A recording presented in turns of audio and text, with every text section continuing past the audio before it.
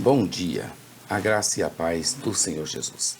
Veremos hoje o capítulo de número 41 do livro de Ezequiel. Ezequiel não pôde entrar no Santo dos Santos. Então abra aí a sua Bíblia para você conferir do que se trata esse assunto. E faça uma leitura prévia antes de nos ouvir. Lembrando que o livro de Ezequiel foi escrito para incentivar os exilados a permanecerem fiéis ao Senhor, para que ele cumprisse a sua promessa de reconduzi-los à terra prometida e de conduzir o templo e Jerusalém a novas alturas de glória. Eu sou o pastor Daniel Deusdete, da Igreja Os Semeadores. Estaremos juntos a partir de agora. Nós nos encontramos na terceira parte. Nós dividimos o livro de Ezequiel com 48 capítulos em 3 partes. Nós já vimos os oráculos de advertência para a destruição de Jerusalém, a preocupação do profeta com o passado e com o presente de Jerusalém, dos capítulos 1 ao 24. Depois nós vimos dos capítulos 25 ao 32, a parte 2, que é uma sessão de oráculos contra as outras nações, com foco na destruição dessas outras nações. E agora estamos vendo a terceira e última parte da nossa divisão proposta para o livro de Ezequiel, com foco nas futuras bênçãos de restauração que Judá gozaria após o exílio. Nós, então, nos encontramos nessa parte e nós estamos vendo, em continuação, as estruturas do templo. Se você preferir, entre em nosso blog site jamaisdesista.com.br para você encontrar lá a parte escrita dessa narrativa, que vai te ajudar a compreender um pouco mais as Escrituras. Acesse lá, www.jamaisdesista.com.br. Como já dissemos, estamos vendo até o capítulo 42, verso 20, as estruturas do templo. Foi mostrado a Ezequiel como seria esse glorioso templo do futuro. Para melhor reflexão da nossa parte, também nós dividimos essa sessão em 3 subseções. Nós estamos vendo agora o santuário.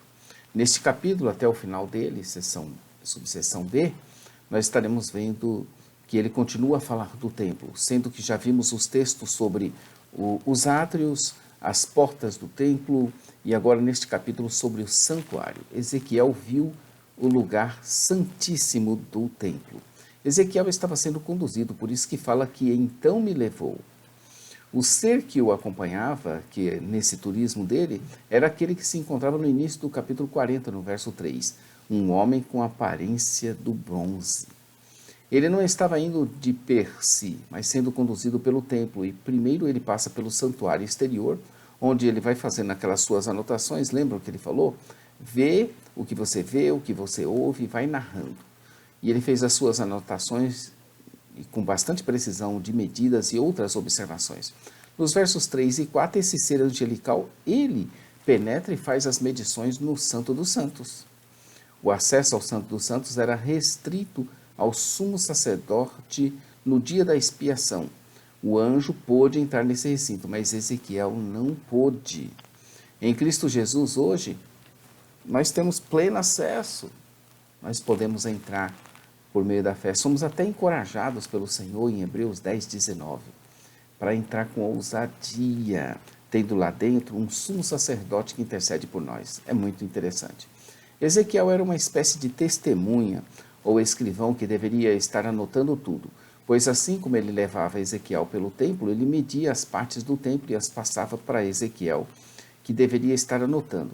Senão, não haveria esses registros tão precisos e detalhados de cada parte do templo. Então ele ia fazendo essas anotações.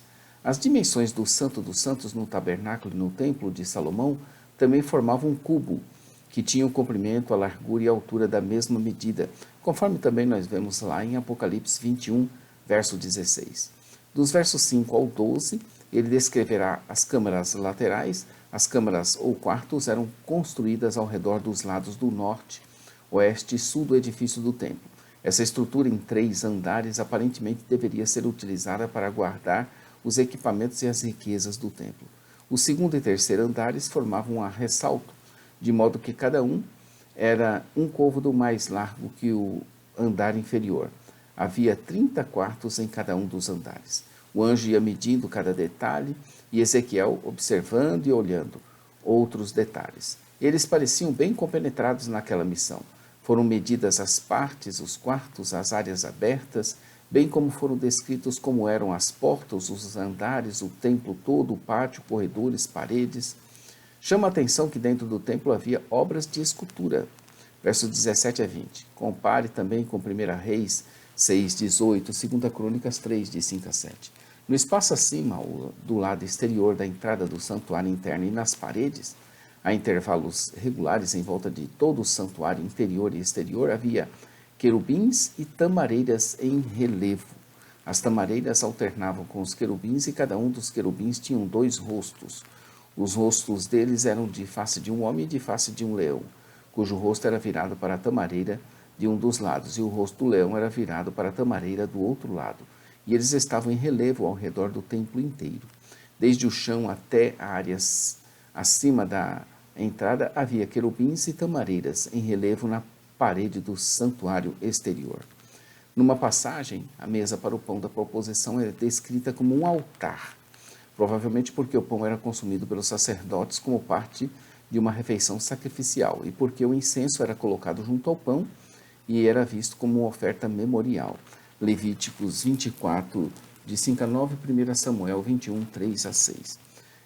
Ezequiel 41 começa assim: Então me levou ao templo e mediu as ombreiras, 6 côvados de largura de uma banda e 6 côvados de largura da outra, que era a largura do tabernáculo. É assim que começa o capítulo de número 41, que tem 26 versículos, e o 26º versículo diz assim: Também havia janelas fechadas e palmeiras, de uma e de outra banda, pelos lados do vestíbulo. Nós falamos aqui que o capítulo 10 do livro de Hebreus fala de termos ousadia, intrepidez, para entrarmos no Santo dos Santos. Trata-se do verso 19. Tendo, pois, irmãos, intrepidez, ousadia, entremos com confiança no Santo dos Santos. No Santo dos Santos, somente poderia entrar o sumo sacerdote uma única vez por ano e uma única vez em toda a sua vida. Por causa do mediador, Jesus Cristo, nosso Senhor, temos acesso a qualquer momento hoje. Você fecha os seus olhos em oração, pronto, e você já está diante do Pai. Aqui neste capítulo vimos que Ezequiel, que ali se encontrava de uma forma especial e acompanhado de um ser angelical impressionante, não poder entrar ele no Santo dos Santos, nem para fazer a descrição. O anjo entrou, mediu, passou as descrições para ele. Hoje, em Cristo Jesus, temos acesso direto a ele.